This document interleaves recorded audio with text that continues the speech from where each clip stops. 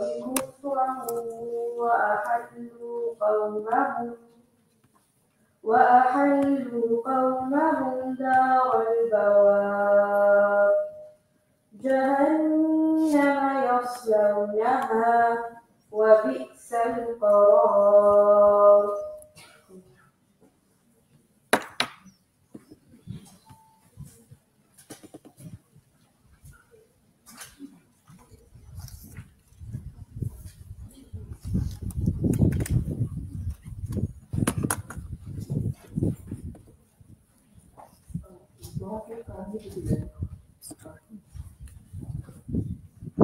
Converter کر رہے ہیں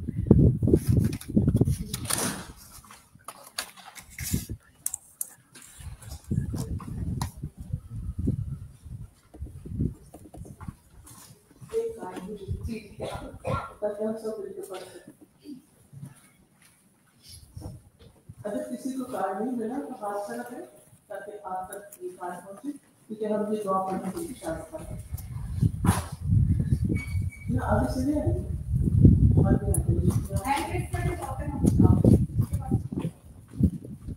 بیٹا آپ مجھے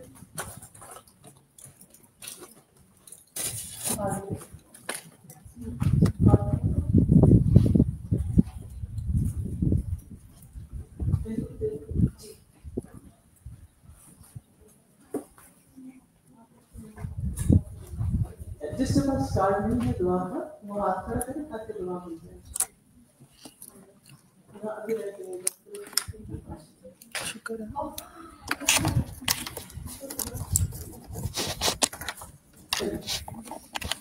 شروع کرتے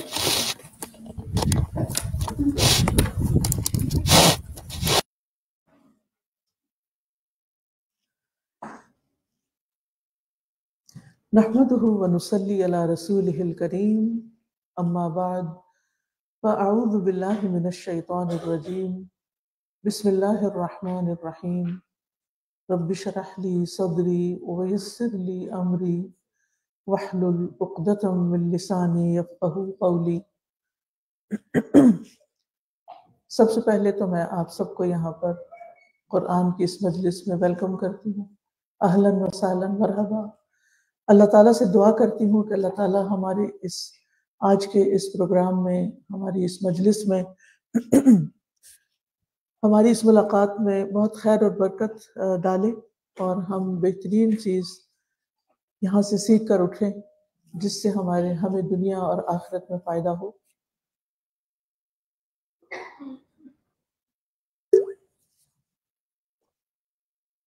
میری دعا ہے کہ اللہ سبحانہ وتعالیٰ ہمیں اپنے نفس کے شر سے بھی بچائے اور کسی بھی طرح کی پھسلن سے، تاکہ ہم اللہ تعالیٰ کے کلام کو صحیح طور پر سمجھ سکیں. سب سے پہلے میں دعا سے آغاز کروں گی. دعا کا یہ کارڈ آپ کے ہاتھ میں ہے. اس دعا کے بارے میں آتا ہے کہ یہ رنج و غم کے ازالے کی دعا ہے. ہم میں سے ہر شخص اس زندگی میں کسی نہ کسی امتحان میں ہوتا ہے. ہر شخص کے اپنے اپنے چیلنجز ہوتے ہیں، کچھ مشکلات ہوتی ہیں، کچھ غم ہوتے ہیں جن کو وہ کسی کے ساتھ شیئر بھی نہیں کر سکتا، کسی سے اس کا ذکر بھی نہیں کر سکتا، اور اگر وہ کرے بھی تو کوئی اس کا علاج نہیں کر سکتا. تو اس لیے بہت ضروری ہے کہ ہمیں کوششوں کے ساتھ ساتھ وہ مناسب دعائیں بھی کرنی آتی ہوں کہ جن سے ہم اللہ تعالیٰ سے مدد مانگیں تو ہماری مشکل آسان ہو. اس حدیث کے بعد اس دعا کے بارے میں آتا ہے کہ رسول اللہ صلی اللہ علیہ وسلم نے فرمایا کہ جو شخص رنج و غم کی حالت میں اس کو پڑھے گا، اللہ تعالیٰ اس کے غم کو خوشی سے بدل دے گا، یعنی اس کی حالت بدل جائے گی. اور اس کی بنیادی وجہ یہ ہے کہ اس میں جو آخری حصے میں آتا ہے کہ اللہ تعالیٰ قرآن کو میرے دل کی بہار بنا دے، میرے سینے کا نور بنا دے اور میرے غم اور ہم کو دور کرنے کا ذریعہ بنا دے.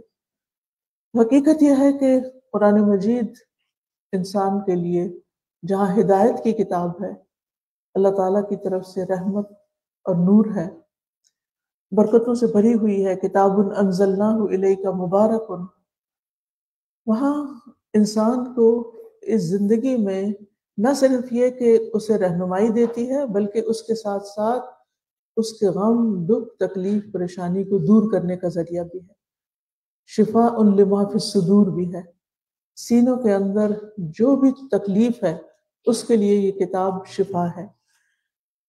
تو میں اس دعا کو پڑھوں گی، آپ میرے پیچھے پڑھیے گا تاکہ آپ کا پروننسیشن اگر کوئی شک ہو تو وہ صحیح ہو جائے۔ اللہم، اور صرف پڑھیے نہیں بلکہ مانگیے، آپ سمجھے آپ دعا مانگ رہے ہیں اس وقت، ٹھیک ہے؟ اللہم انی عبدک ابن عبدک ابن امتک ناصیتی بیدک ماض فی حکمک عدل فی قضاؤک اسألک بکل اسم هو لک سمیت به نفسک او علمته احدا من خلقک او استأثرت به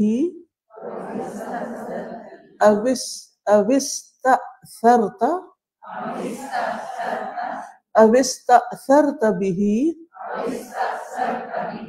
فی علم الغیب عندک ان تجعل القرآن ربیع قلبی ونور صدری وجلاء حزنی وذهاب ہمی۔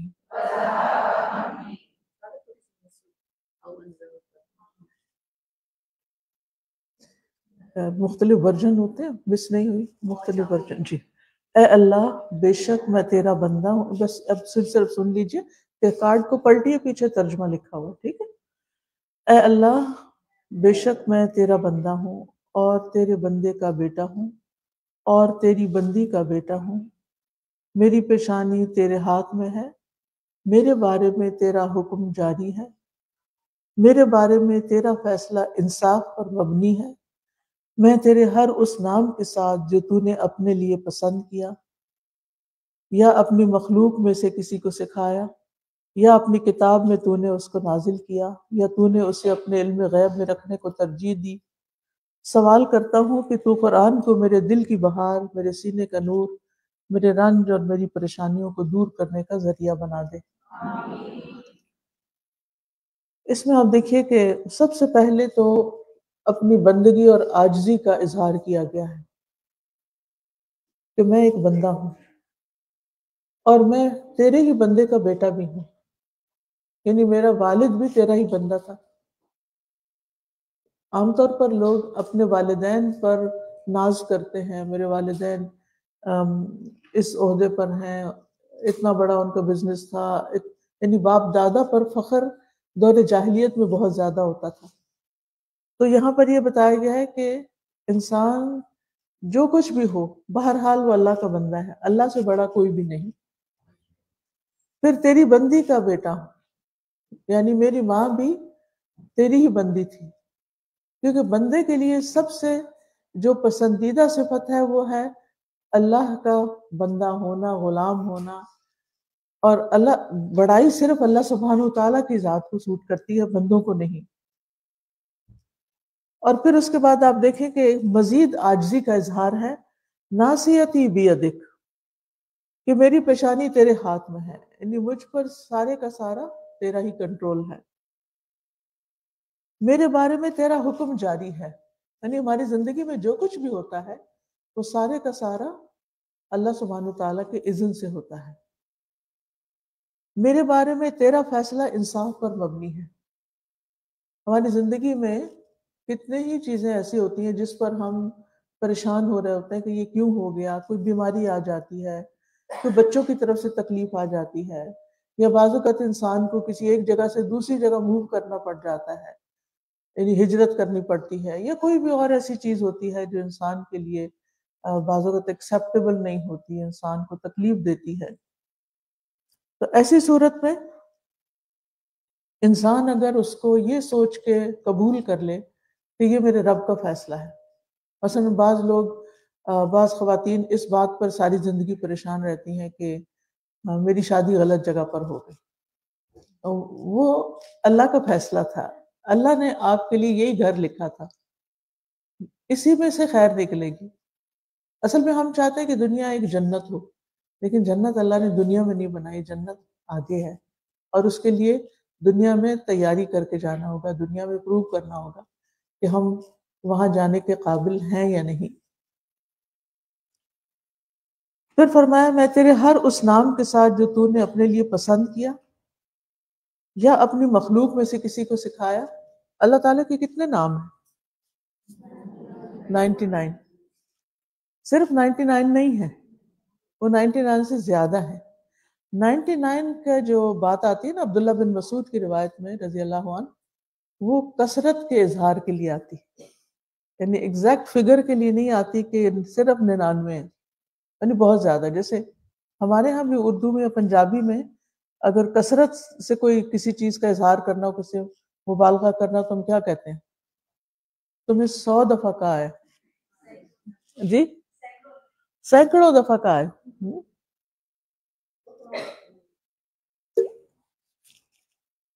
حالانکہ 100 دفعہ نہیں کہا ہوتا, لیکن سب سمجھتے ہیں کہ 100, یہاں 100 کا مطلب کیا ہے. بالکل اسی طرح 99 کا مطلب 99 نہیں ہے, بلکہ زیادہ کے لیے لفظ استعمال ہے. یعنی بہت سارے نام ہیں اللہ تعالیٰ کے.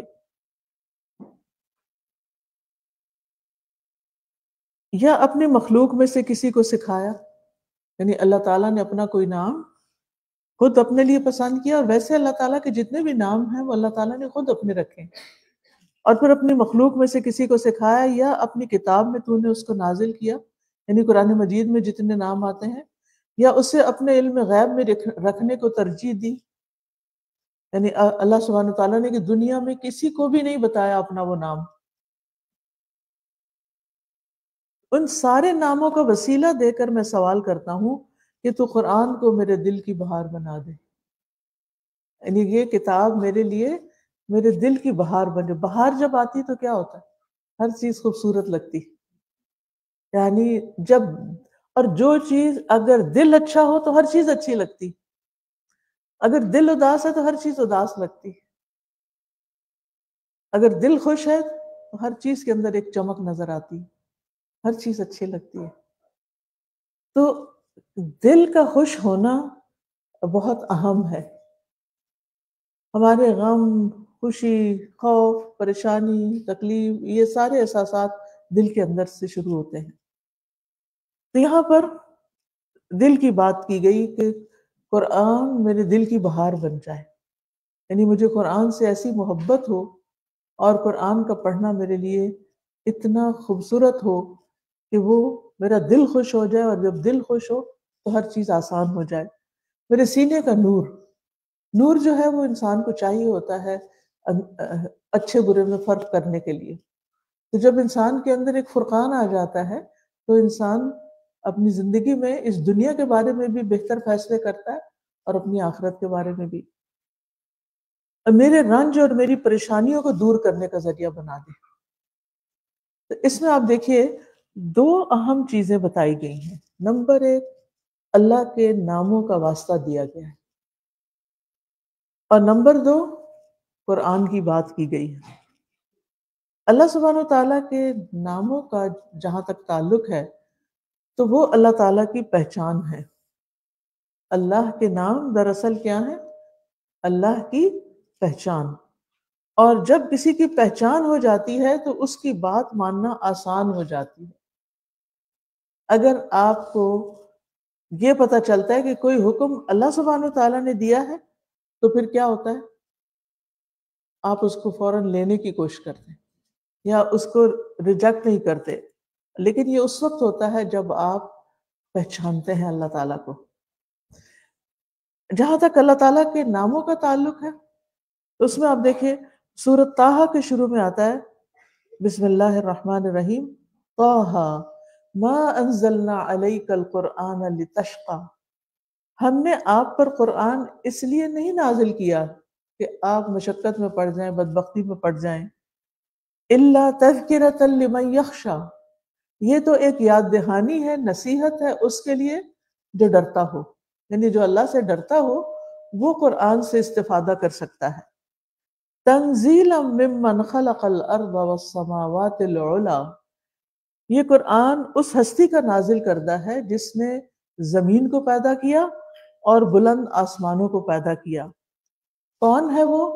الرحمن، وہ رحمان ہے، علی العرش استوى، جو عرش پر مستوی ہے۔ اس میں کچھ ایکو سی آ رہی ہے جی۔ رحمان عرش پر مستوی ہے۔ کہیں کوئی یہ سپیکر ہے شاید اس طرف، اس وجہ سے فیڈ لیتا ہے، اس کو ادھر تھوڑا کر لہو ما فی السماء، والیوم کم نہیں کریں، لہو ما فی السماوات وما فی پھر شروع ہو گیا ایکو، اس کو بند کر۔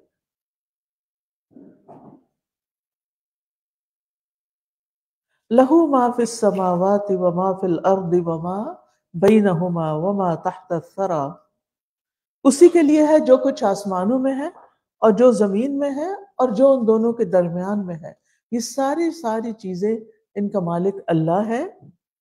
وما تحت الثری، اور جو گیلی مٹی کے نیچے ہے، یعنی زمین کی پنہائیوں میں۔ وَإِن تَجْهَرْ بِالْقَوْلِ فَإِنَّهُ يَعْلَمُ السِّرَّ وَأَخْفَى، اور اگر تم بلند آواز سے بات کرو تو یقیناً وہ تو مخفی، پوشیدہ اور اس سے بھی مخفی باتوں کو جانتا ہے۔ اللہ لا الہ الا ہو، اللہ وہ ہے جس کے سوا کوئی الہ نہیں۔ لہ الاسماء الحسنی، اس کے ہیں اچھے اچھے نام۔ اور ایک اور جگہ پر آتا ہے وَلِلَّهِ الْأَسْمَاءُ الْحُسْنَى فَادْعُوهُ بِهَا، اللہ کے اچھے اچھے نام ہیں، خوبصورت نام ہیں، تم اسے ان ناموں کے ذریعے پکارو۔ تو گویا اللہ سبحانہ تعالیٰ کے نام ہماری زندگی میں بہت اہمیت رکھتے ہیں۔ ہم میں سے ہر ایک کو آج یہ عہد کر کے اٹھنا چاہیے، اللہ تعالیٰ کے ناموں کے بارے میں جانے گا اور اس ذریعے سے اللہ تعالیٰ کو پہچانے گا۔ اس میں آپ دیکھیں گے کہ قرآن مجید پڑھتے ہوئے بھی آپ اللہ تعالیٰ کے جہاں نام آتے ہیں، صفات آتی ہیں، اللہ تعالیٰ کا ذاتی نام تو اللہ ہے، لیکن پھر صفاتی نام بھی ہیں، جیسے الرحیم ہے، الکریم ہے، البصیر ہے، السمیع ہے، اور بھی بے شمار نام ہیں۔ کچھ صفات جو ہیں وہ اللہ تعالیٰ کے نام ہیں اور کچھ اللہ تعالیٰ کے افعال ہیں۔ افعال سے مراد کیا؟ اللہ تعالیٰ نے کیا کیا کیا، مثلاً اس نے آسمان و زمین کو نئے سرے سے پیدا کیا، بدیع السماوات والارض۔ پھر اسی طرح اور بھی نام ہیں اللہ تعالیٰ کے جو کہ بے شمار ہیں۔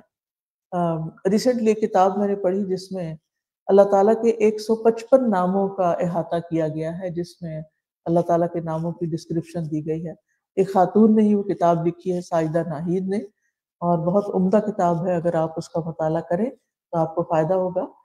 اور اسی طرح یہ کہ عربی میں اگر آپ کو عربی زبان آتی ہے تو آپ کو وہ کتاب موسوعہ فقہ القلوب، اس میں اللہ سبحانہ وتعالیٰ کے نام ملے۔ اس کے علاوہ عربی میں تو بہت سی اوتھینٹک بے شمار اچھی اچھی کتابیں جو ہیں وہ آپ کو ملیں گی۔ تو میں آپ سے یہی کہوں گی کہ آپ اللہ تعالیٰ کے ناموں کے بارے میں جانیں کہ ہمارا رب ہے کون۔ اب دیکھیں جس نے ہمیں پیدا کیا، جو ہمارا رازق ہے، خالق ہے، مالک ہے، مدبر ہے، پوری کائنات کی تدبیر کر رہا ہے، اگر ہم دنیا میں آئے اور اسی کو نہیں جانا اور اس کی پہچان کے بغیر ہی دنیا سے چلے گئے تو ہم نے کیا کمایا؟ ہم تو خالی ہاتھ ہوئے۔ اور دوسری اہم ترین چیز قرآن مجید کا فہم اور قرآن مجید کو جاننا۔ آپ دیکھیے کہ اللہ نے جتنے ہمارے آرگنز بنائے ہیں نا، ان کا کچھ فنکشن رکھا ہے اور ان کی کچھ نیڈز بھی رکھی ہیں۔ مثلاً ہماری آنکھوں کا کیا فنکشن ہے، وہ کیا کرتی ہیں؟ آنکھیں دیکھتی ہیں، کان کیا کرتے ہیں؟ سنتے ہیں۔ زبان پر کیا ہوتا ہے؟ زبان کیا کرتی ہے؟ بولنے کے کام بھی آتی ہے اور اس کے علاوہ چکھنے کے، ذائقے، مزے لینے کے کام بھی آتی ہے۔ ٹھیک ہے؟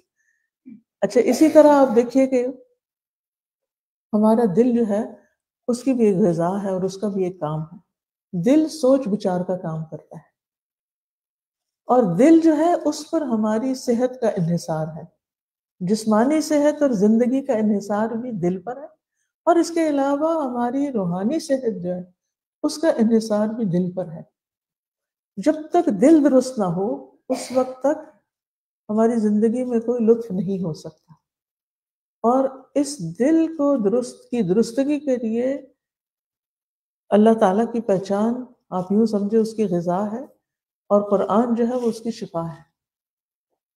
یعنی غذا طاقتور کرنے کے لیے ہوتی ہے نا، طاقت حاصل کرنے کے لیے ہم غذا کھاتے ہیں. آپ کو جب کمزوری محسوس ہوتی ہے تو آپ کیا کرتے ہیں؟ آپ کو بھوک لگتی ہے تو آپ کیا کرتے ہیں؟ کچھ کھا لیتے ہیں. لیکن جب آپ بیمار ہوتے ہیں تو کیا کھانا کھانے سے ٹھیک ہو جاتے ہیں؟ نہیں ہوتے نا. پھر آپ کو کیا چاہیے ہوتا ہے؟ دوا چاہیے ہوتی ہے. تو دوا جو ہے وہ شفا کا باعث بنتی ہے اللہ کے اذن سے، اور دلوں کی شفا قرآن میں ہے. شفا دو چیزوں میں ہے، حدیث میں آتا ہے، ایک شہد میں اور ایک قرآن میں. یعنی ان دو کو لازم پکڑو اگر شفا چاہتے ہو. تو ہمیں قرآن مجید سے ایک تعلق تو قائم کرنا ہے، صرف تلاوت کا نہیں بلکہ اس کو سمجھنے کا، اس کی گہرائی میں جانے کا، اس کے مطابق زندگی گزارنے کا. جب امام شافعی کہتے ہیں کہ اگر لوگوں کو یہ پتہ چل جائے کہ قرآن مجید میں کتنی رحمت ہے، کتنا نور ہے، کتنی برکت ہے، تو وہ قرآن کی ہر آیت پر شکر کا سجدہ کریں. اللہ تیرا شکر کہ تو نے یہ اتاری. یعنی وہ اتنے زیادہ شکر گزار ہو جائیں اگر ان کو یہ سمجھ آ جائے کہ ہاں واقعی قرآن ہمارے لیے فائدے کی چیز ہے. لیکن وہ یہ شکوہ بھی کرتے ہیں کہ لوگوں کی اکثریت قرآن کی اہمیت سے غافل ہے، کہ کتنا بڑا خزانہ ہے ان کے پاس اور وہ اس کو ویسے ہی بند کر کے رکھے. ویسے تو ہمارا عمومی رجحان بھی یہی ہوتا ہے کہ خزانے صرف بند ہی رہتے ہیں، چاہے مال ہو، چاہے زیور ہو، چاہے پھر قرآن ہو. یعنی ہر طرح کا جو مال ہے وہ ہم اس کو سنبھال کر ہی رکھتے ہیں. بہت کم لوگ استعمال کرتے ہیں اور پھر اس کو اگلی جنریشنز کے لیے چھوڑ جاتے ہیں.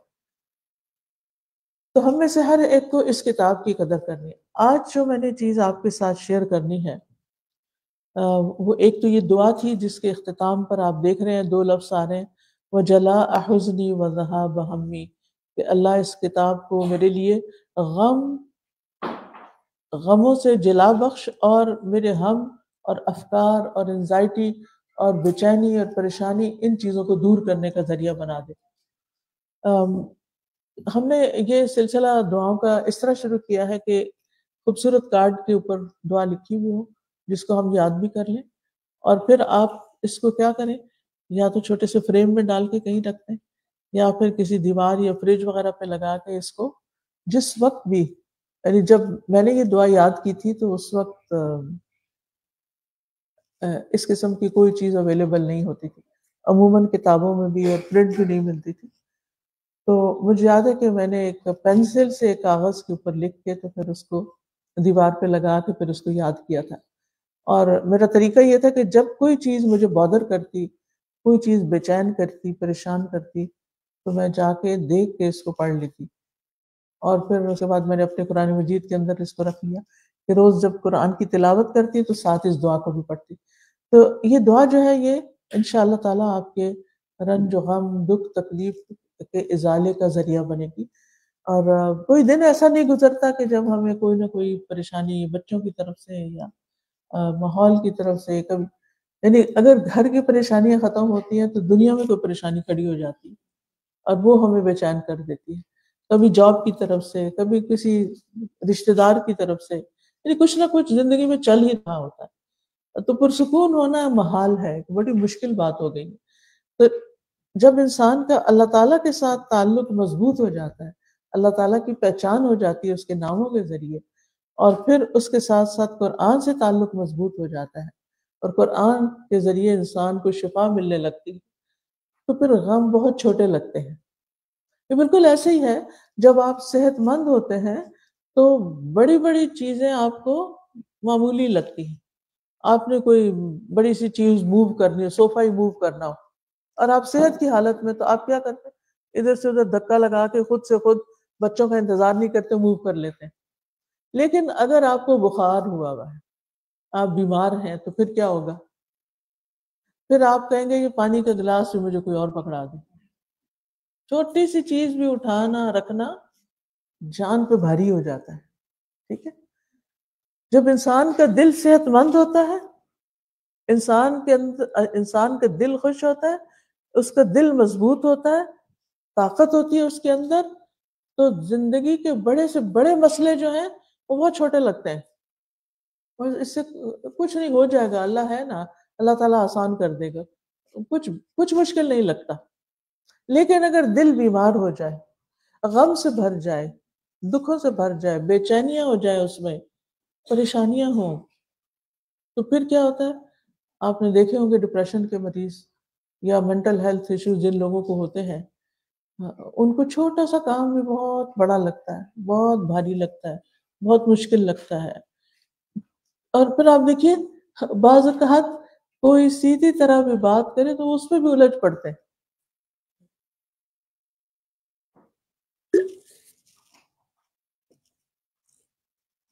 آپ نے دیکھا ہوگا کبھی کسی سٹور پر، کسی پارک میں کوئی شخص اچانک چیخنا چلانا شروع کر دیتا ہے، اچانک لڑائی شروع کر دیتا ہے. تب حیران ہوتے ہیں اس کو کیا ہوا. اور پتہ چلتا ہے کہ کچھ بہت چھوٹی سی بات کہی گئی تھی، اور وہ بات ایسی نہیں تھی کہ جو افینڈ کرنے والی ہو، لیکن یہ شخص بھڑک اٹھا کیونکہ اس کی امیونٹی بالکل لو تھی اور اس کا ٹالرنس لیول بالکل زیرو پہ تھا، لہٰذا کسی کی سیدھی بات بھی اس کو بہت بری لگ گئی. یہی حال ہمارے بعض اوقات کلوز رشتوں میں بھی ہوتا ہے. آپ بہت پیار سے بات کرتے ہیں، اپنی طرف سے آپ کا کوئی انٹینشن ہی نہیں ہوتا کہ آپ کسی کو ہرٹ کریں، اور دوسرا شخص ہرٹ ہو کے بیٹھا ہوا ہوتا ہے اور آپ کو پتہ ہی نہیں ہوتا. تو وجہ کیا ہوتی ہے؟ دل بیمار ہوتا ہے. اس کے اپنے دل میں کوئی خوشی نہیں ہوتی، اس کے دل میں پریشانی بھری بھی ہوتی ہے، لہٰذا وہ اتنا سینسیٹیو ہو چکا. بالکل ایسے ہی جیسے کہیں چوٹ لگی ہوئی ہو نا تو ہاتھ سینسیٹیو ہوتا ہے نا، تو پھر کوئی چیز ٹچ بھی کر جائے نا، پاس سے گزر بھی جائے، تو انسان ایک دم چونک اٹھتا ہے کہ یہ میرے ساتھ کیا ہو گیا. حالانکہ کچھ بھی نہیں ہوتا، وہی آپ کا ہاتھ صحت مند ہوتا ہے. آپ بڑی سے بڑی چیز لگ جائے، آپ کا جو پین ٹالرنس ہے وہ اتنی زیادہ ہوتی ہے کہ آپ پرواہ نہیں کرتے. لیکن اگر وہ جگہ زخمی ہے یا دکھی ہوئی ہے تو پھر تو کپڑا بھی لگ جائے تو آپ کو تکلیف ہوتی ہے. ٹھیک ہے. دنیا میں پریشانیاں تو ہیں، لیکن آپ کو مضبوط ہونے کی ضرورت ہے، آپ کو اسٹرانگ ہونا ہے، اور آپ ہو نہیں سکتے جب تک آپ کا اللہ تعالیٰ سے تعلق مضبوط نہ ہو. اور اللہ تعالیٰ سے تعلق مضبوط ہو نہیں سکتا جب تک آپ کا قرآن مجید سے تعلق مضبوط نہ ہو، اور جب تک آپ کا اللہ سبحانہ وتعالیٰ کے ناموں کے ساتھ تعلق مضبوط نہ ہو. تو آپ انشاءاللہ ان ناموں کو یاد بھی کریں گے، جیسے وہ حدیث میں آتا ہے نا کہ وَلِلَّهِ، اللہ کے نام ہیں 100 کم 1، یعنی 99 جو ان کو من احصاها دخل الجنہ، جو ان کا احصاء کر لے گا وہ جنت میں داخل ہوگا. احصاء کرنے کا کیا مطلب ہے؟ کہ ان کو یاد کر لے گا اور ان کو سمجھے گا اور ان کو پھر اس کے مطابق اپنے اعمال اور اپنے اخلاق کو بھی بدلے گا. تو ایسے شخص کے لیے جنت ہے. کیونکہ ایک وہ شخص ہوتا ہے جس کا اللہ تعالیٰ کے ساتھ تعلق ہے، اور ایک وہ شخص ہوتا ہے جس کا تعلق نہیں ہے، یا ایک مضبوط تعلق والا شخص ہے اور ایک کمزور تعلق والا شخص. تو جس شخص کا اللہ تعالیٰ کے ساتھ تعلق مضبوط ہوگا وہ بہت کانفیڈنٹ ہوگا اور اس کے کام بھی آسان ہوں گے. زندگی میں اللہ نے ہمیں اپنی عبادت کے لیے پیدا کیا، اور یہ عبادت کچھ آسان کام نہیں ہے، اس میں ایک مشقت ہے. اور وہ مشقت کیسے حل ہو سکتی ہے؟ وہ اللہ تعالیٰ کے ساتھ تعلق مضبوط کر کے، اور وہ قرآن اور اسماء حسنہ کے ذریعے. تو آج میں نے قرآن مجید میں سے آپ کے لیے جو آیات منتخب کی ہیں وہ سورۃ ابراہیم کی آیت نمبر 20 ہیں. اللہ سبحانہ تعالیٰ فرما رہے ہیں الم ترا، کیا تم نے دیکھا نہیں؟ اللہ تعالیٰ سوال کے ذریعے متوجہ فرما رہے ہیں کیا تم نے دیکھا نہیں. اب یہ جو دیکھنا ہے ترا رؤیت سے ہے. رؤیت دو طرح کی ہوتی ہے، ایک بصری اور ایک قلبی. بصری رؤیت کیا ہوتی ہے کہ آنکھ سے کوئی چیز دیکھیں، جیسے میں اس وقت آپ کو دیکھ رہی ہوں یا آپ مجھے دیکھ رہے ہیں. اور ایک ہوتی ہے رؤیت قلبی، کسی چیز کو دل سے دیکھنا، یعنی بصیرت جس کو کہتے ہیں، اور وہ غور و فکر کی کیفیت ہوتی ہے. مراد یہاں کیا ہے کہ کیا تم نے غور و فکر نہیں کیا؟ اس کا مطلب نہیں کہ کیا تمہارے سامنے کوئی کھجور کا درخت ہے اور وہ تم اس کو دیکھ رہے ہو، اور جو کہ آگے مثال میں بیان ہو رہی ہے بات، سامنے ہو تو کیا ہی کہنے، نہ بھی ہو تو ہم امیجن کر سکتے ہیں اور پھر اس کے بارے میں پڑھ کر جان کر غور و فکر کر سکتے ہیں. لیکن یہاں کس چیز کی طرف غور و فکر کرنے کے لیے کہا جا رہا ہے؟ الم ترا، کیا تم نے غور نہیں کیا، کیف ضرب اللہ مثلا، کس طرح بیان کی ہے اللہ نے ایک مثال، کلمۃ طیبۃ، کلمہ طیبہ کی، پاکیزہ کلمہ کی. اور وہ کلمہ کیا ہے؟ اشہد ان لا الہ الا اللہ. یہ ہے پاکیزہ کلمہ. ہمیں بچپن میں سکھایا جاتا ہے نا، پہلا کلمہ طیب، وہ یہی سے طیب لیا گیا ہے. پہلا کلمہ طیب، طیب میں نے پاک، لا الہ الا اللہ محمد رسول اللہ. تو یہ جو لا الہ الا اللہ ہے، یہ پاکیزہ کلمہ ہے. اس کو پاکیزہ کیوں کہتے ہیں؟ کیونکہ یہ اللہ سبحانہ وتعالی کو ہر طرح کے شریکوں سے پاک کرتا ہے، اور اللہ سبحانہ وتعالی کی سپرمیسی اور اس کی بڑائی اور عظمت کو اسٹیبلش کرتا ہے. اس کی توحید کا بیان ہے کہ وہ ایک اکیلا ہی خالق، مالک، رازق ہے، پوری کائنات کا مدبر ہے.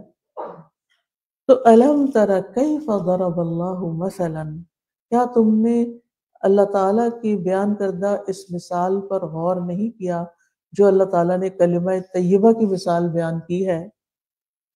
کس کے ساتھ مثال بیان کی ہے؟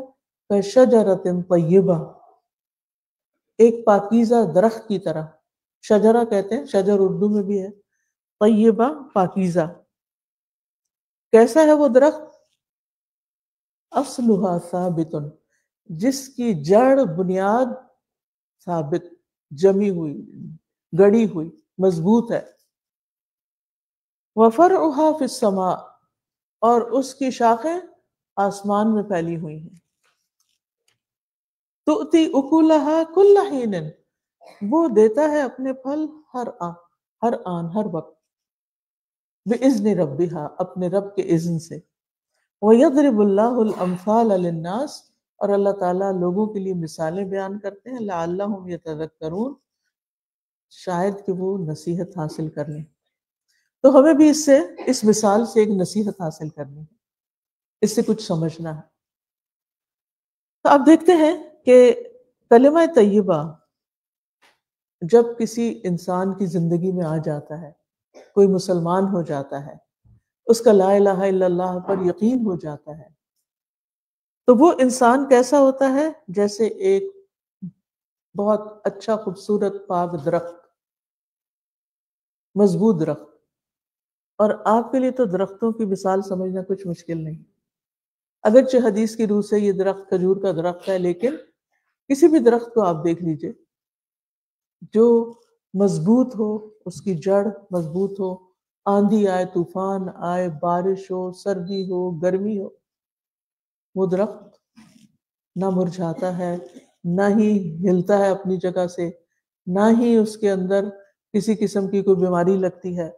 وہ مضبوط کا مضبوط خوبصورت ترین درخت ہے. اس کیوں مضبوط ہے؟ کیونکہ اصلها ثابت، اس کی جڑ مضبوط ہے. تو جو انسان اللہ تعالیٰ پر ایمان لے آتا ہے، اللہ تعالیٰ کو تھام لیتا ہے، جیسا کہ ایک اور جگہ پر آتا ہے کہ جس میں آتا ہے نا کہ جس نے طاغوت کا انکار کیا، وَمَن يَكْفُرْ بِالطَّاغُوتِ وَيُؤْمِن بِاللَّهِ فَقَدِ اسْتَمْسَكَ بِالْعُرْوَةِ الْوُثْقَى لَا انفصام لَهَا. جو طاغوت کا انکار کر دیتا ہے، لا الہ، اللہ کے سوا کوئی الہ نہیں، اور مضبوطی سے پکڑ لیتا ہے کس کو؟ وَمَن يَكْفُرْ بِالطَّاغُوتِ وَيُؤْمِن بِاللَّهِ، اللہ پر ایمان لے آتا ہے، تو وہ ایک ایسا مضبوط کڑا پکڑتا ہے جسے ٹوٹنا ہی نہیں. یعنی پھر اس شخص کے اندر جو ایمان راسخ ہوتا ہے وہ ایسا مضبوط ہوتا ہے کہ اس کے اندر کوئی شک نہیں آتا،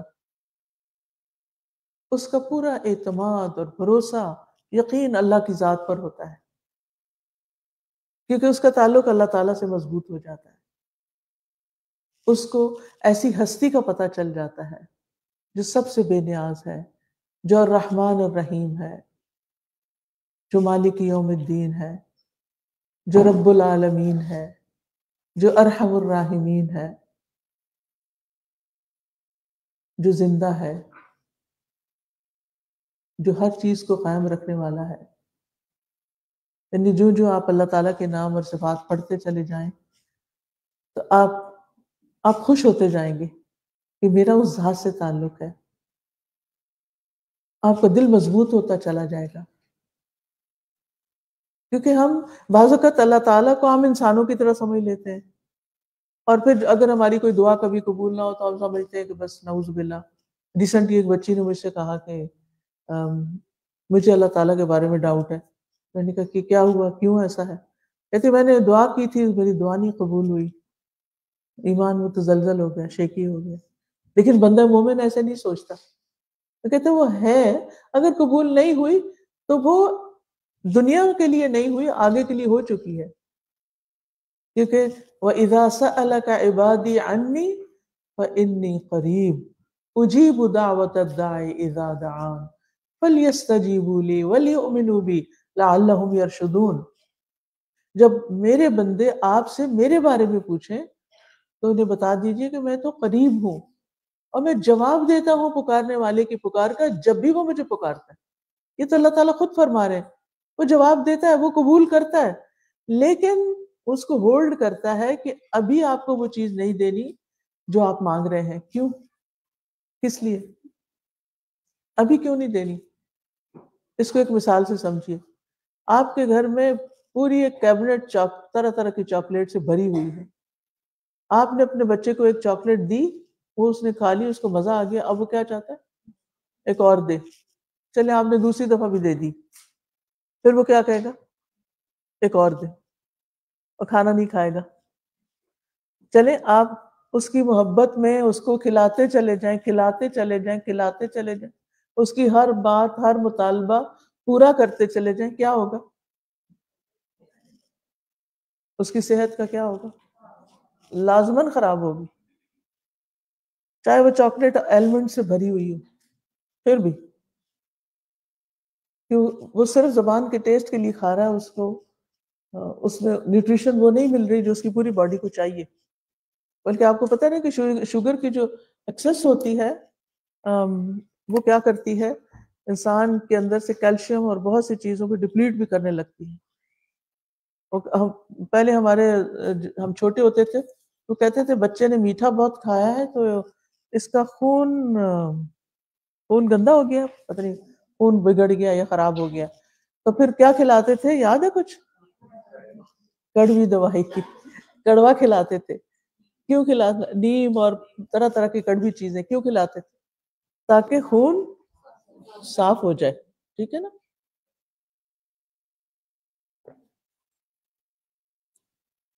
اب آپ دیکھیے کہ اللہ سبحانہ وتعالیٰ تو ہم سے ماں سے بھی زیادہ مہربان بھی ہے اور حکیم بھی ہے، علیم بھی ہے، خبیر بھی ہے۔ تو وہ جب دیکھتا ہے کہ اس بندے کی ایک دعا قبول ہوگی، اب یہ دوسری کوئی اور چیز مانگ رہا ہے، اگر اس کو دے دی گئی تو اس کا ایمان بگڑ جائے گا، اس کی صحت خراب ہو جائے گی، اس کو نقصان ہوگا، لہذا وہ روک لیتا، وہ نہیں دیتا آپ کو وہ چیز جو آپ مانگ رہے ہیں۔ کیا وہ ظلم کر رہا ہے؟ نہیں، کیونکہ اس کو پتا ہے کہ اس نے آپ کو پیدا کیا ہے نا، اس سے زیادہ آپ سے کون محبت کر سکتا ہے؟ آپ دیکھیں جس چیز کو آپ بناتے ہیں آپ کو وہ کتنی عزیز ہوتی ہے۔ بعض اوقات آپ دیکھیں کہ بچے جاتے ہیں اسکول تو وہ الٹی سیدھی کوئی ڈرائنگ کر کے لے آتے ہیں، پھر وہ اس پہ اتنے خوش ہوتے ہیں، پھر وہ لا کے اپنے کبڈ کے اوپر لگا دیتے ہیں، اور پھر وہ اگر آپ ان سے کہیں کہ پھاڑ کے پھینکو یہ کیا تم بیکار کر کے لے آئے ہو، تو وہ مائنڈ کریں گے۔ انہوں نے چونکہ اپنے ہاتھ سے بنایا، ان کو بڑے عزیز ہے۔ تو جو چیز آپ اپنے ہاتھ سے بناتے ہیں آپ کو تو بہت اچھی لگتی ہے، کسی کو پسند آئے یا نہ آئے، ٹھیک ہے۔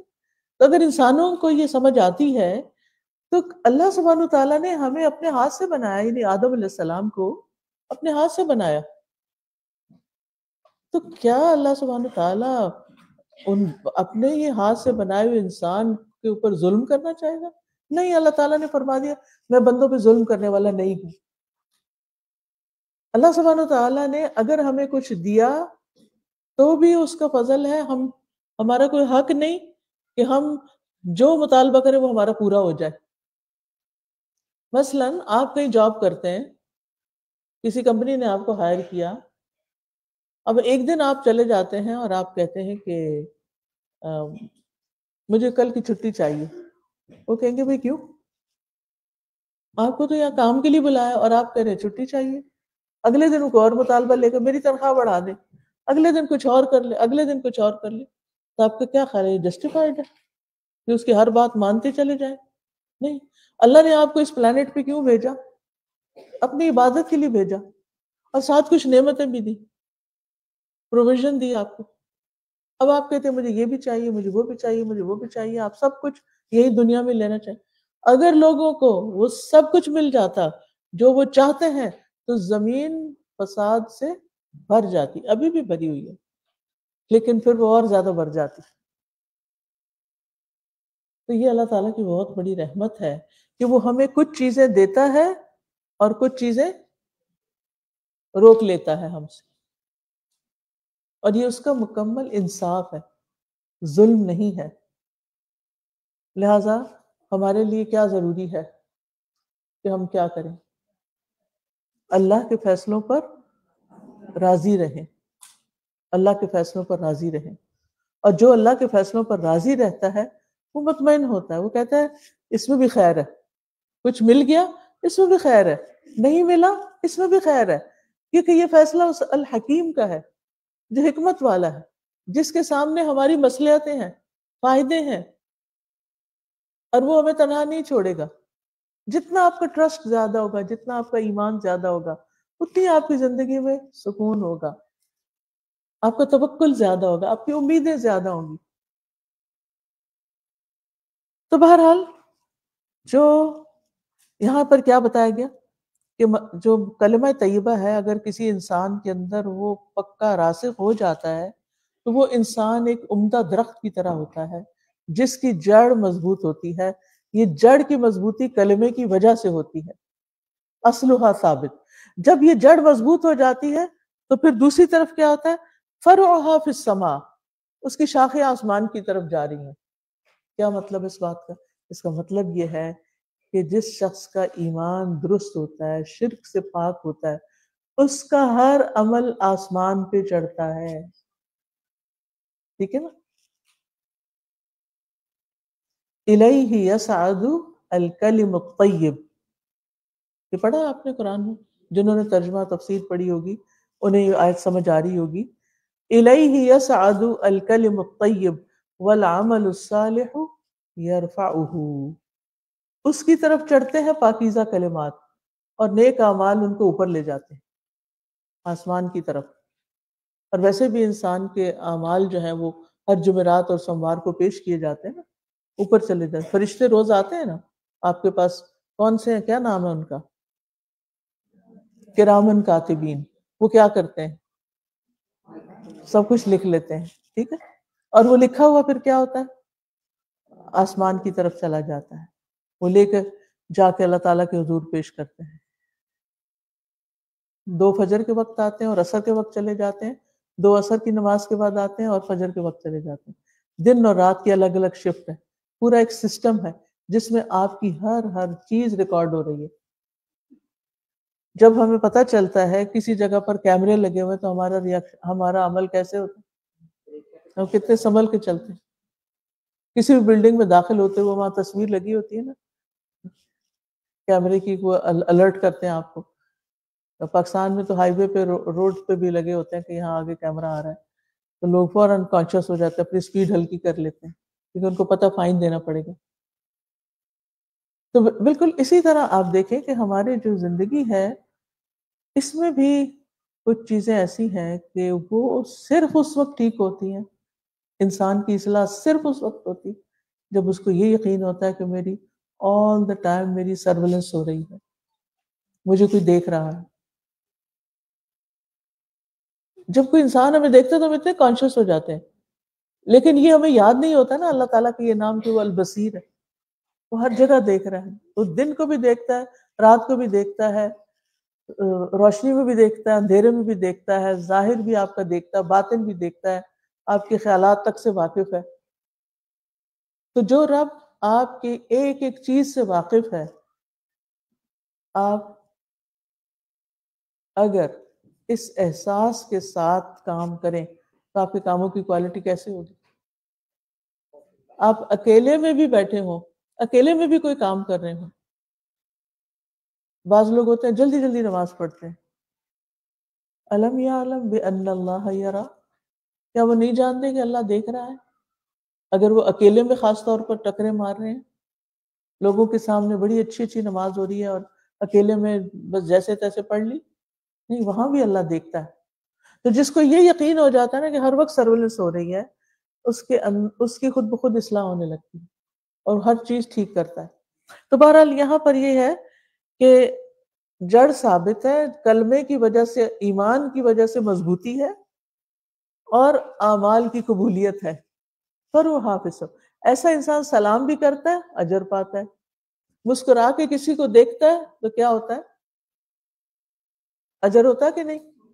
اس پہ بھی ثواب مل رہا ہوتا ہے. پر او حافظ سما، ہر چیز قبول ہوتی جا رہی ہے، اوپر جا رہی ہے، قبول قبول قبول. آپ کھانا بھی کھا رہے ہیں، آپ سو رہے ہیں، اذکار کر رہے ہیں، کسی کی مدد کر رہے ہیں، خدمت کر رہے ہیں، کوئی بھی کام جو آپ کر رہے ہیں وہ آپ کا قبول ہوتا چلا جا رہا ہے، کیونکہ آپ صرف اللہ کے لیے کر رہے ہیں، صرف اللہ تعالیٰ کے الرقیب ہونے کو جانتے ہیں کہ وہ نگرانی کر رہا ہے اور ہر چیز کو جانتا ہے. تو اس سے اعمال قبول ہوتے ہیں. اب آپ کے ذہن میں اب بہت سے لوگ یہ سوال کرتے ہیں کہ بعض نان مسلمز بہت اچھے ہوتے ہیں لیکن آپ کہتے ہیں کہ ان کے اعمال قبول نہیں ہوتے. کیا وجہ ہے، کیوں نہیں قبول ہوتے؟ لوگوں کو بڑا رنج ہوتا ہے، دکھ ہوتا ہے، اور جنرلی ہوتا بھی ہے کیونکہ دل تو یہ چاہتا ہے نا کہ کوئی بھی خسارے میں نہ ہو، سب کا بھلا ہو، سب کا فائدہ ہو. لیکن ایسا ہوتا نہیں کیونکہ سب ایک جیسے نہیں. تو لا الہ الا اللہ کا پڑھنا اور نہ پڑھنا برابر نہیں، ایک نہیں ہوتا. جو پڑھ لیتا ہے، اللہ پر بھروسہ کرتا ہے، یقین رکھتا ہے، پھر اس کی ہر ادا جو ہے وہ اللہ تعالیٰ کو پسند آتی ہے، جو وہ اس کی خاطر کر رہا ہوتا ہے. اور پھر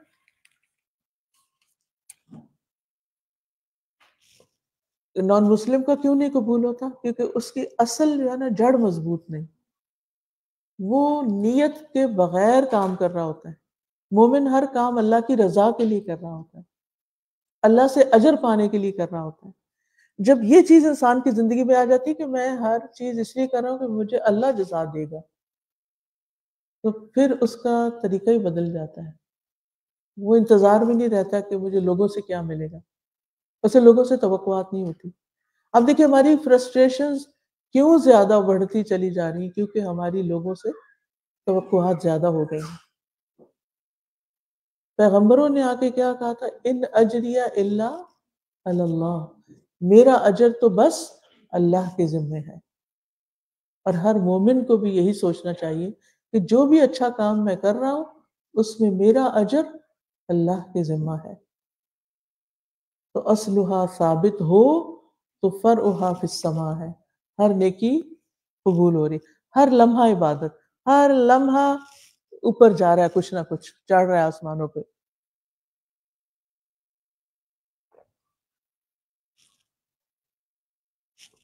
پھر فرمایا تؤتی اکلھا کل حین باذن ربها، وہ اپنے رب کے اذن سے ہر لمحہ پھل دے رہا ہوتا ہے، ہر لمحہ نیکی کما رہا ہوتا ہے، ہر لمحہ فائدہ مند ہوتا ہے.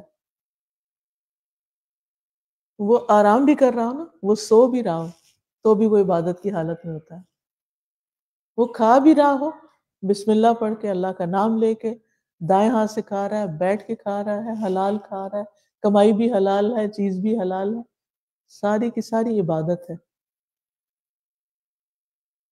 وہ رزق روزی کما رہا ہے وہ بھی عبادت ہے.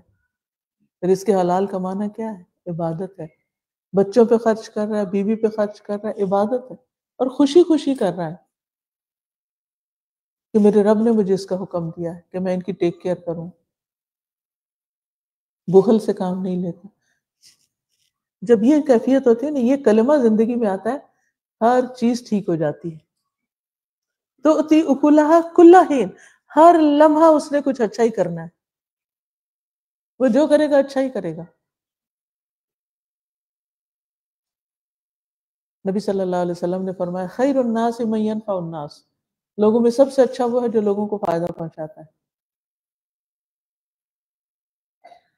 تو تؤتی اکلھا کل حین، جس کے ساتھ بھی اس کا انٹریکشن ہوتا ہے اس کو اس سے خیر ہی پہنچتی، اس کو فائدہ ہی پہنچاتا ہے.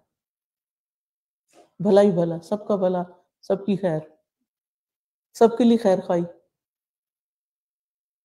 جب آپ کے دل میں سب کے لیے خیر خواہی آ جاتی ہے تو آپ کا اپنا دل کتنا خوش ہو جاتا ہے. جب آپ لوگوں کی غلطیوں کو معاف کرنے والے ہوتے ہیں، درگزر کرنے والے ہوتے ہیں اس لیے کہ اللہ تعالیٰ آپ کو معاف کر دے، تو آپ کی زندگی میں کتنا اطمینان ہو جاتا ہے. پھر فرمایا، اچھا یہاں پر میں ایک سوال اپنے آپ سے کیا کیجیے، رک کے دن میں ایک آدھ دفعہ یا جتنی دفعہ بھی ممکن ہے، کہ اس وقت جو کام میں کر رہی ہوں کیا اس سے کسی کو فائدہ پہنچے گا، پہنچ رہا ہے، پہنچ سکتا ہے یا نہیں؟ کیونکہ تؤتی اکلھا کل حین ہے نا، مومن ہر لمحہ پھل دے رہا ہے. ایور گرین درخت ہے، ہر لمحہ پھل دیتا ہے کیونکہ اس کا ایمان اللہ پر ہے. جیسے رمضان آتا ہے نا، آپ روزے کی حالت میں ہوتے ہیں تو کیا ہوتا ہے، کچھ گناہوں سے بھی بچتے ہیں اور کھانے پینے سے بھی بچتے ہیں، لہٰذا صبح سے شام تک آپ مسلسل عبادت میں ہوتے ہیں. تو اتی اکلھا کل حین وہاں ایک عملی مثال ہوتی ہے کیونکہ روزے کی حالت کمپلیٹلی عبادت کی حالت. مومن کے لیے ساری زندگی ایک روزہ ہوتا ہے. ایک روزہ تو رمضان میں ہوتا ہے نا، اور ایک روزہ ساری زندگی کا ہوتا ہے. وہ کیا کہ اسے اللہ تعالیٰ نے جن چیزوں سے روکا ہے اسے ان سے رکنا ہے، اور جو کرنے کو کہا ہے وہ کرنا ہے. اور اسی کا دوسرا نام تقویٰ بھی ہے. اور رمضان کا مقصد کیا ہے، روزے کا مقصد کیا، اس کا آؤٹ کم کیا ہے، کیا نکالنا چاہیے روزہ رکھ کے؟ بھوک پیاس، یا یہ کہ شام کے وقت ہم مزے مزے کے کھانے کھا سکیں؟